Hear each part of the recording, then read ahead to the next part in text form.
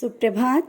बाबा कहते हैं, मेरे प्यारे बच्चे, तुम्हारे मन में जो कुछ नए कार्य या घर गाड़ी या कुछ नया व्यापार, ये सब जो योजनाएं चल रही हैं ना, इन्हें ज़्यादा अभी सबसे कहने की ज़रूरत नहीं है।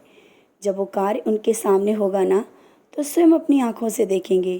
क्योंकि अभी तक जितनी भी योजनाएं बनाई हैं या कुछ भी करने का सोचा है ना, कार्य होने से पहले ही सबको बता देते हो। जब वो कार्य नहीं हो पाता है तो लोग बाद में हंसते हैं, तो क्यों पहले से किसी को बोलो। अब जो कार्य तुम सोच रहे हो ना, वो पूरा होने के बाद ही सबसे कहना। और अब जो कार्य करने की सोच रहे हो ना, सफलता अवश्य मिलेगी। बस शांति से अपने कार्य पर ध्यान दो।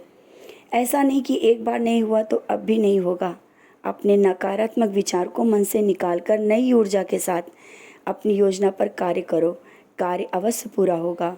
और जो बीत गया, जो बात हो गई, उससे बार बार सोचकर क्यों परेशान होते हो।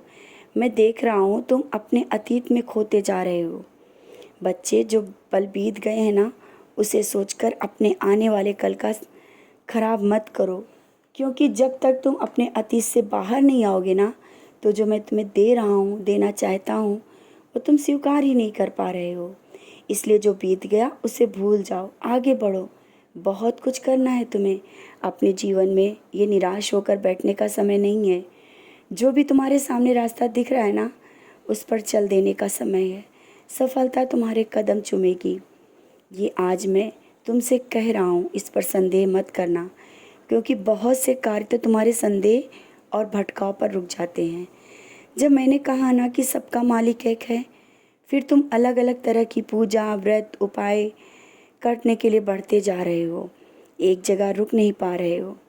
तुम सच्चे भाव से किसी के सामने बैठते हो ना, वो सबके लिए ही होता है।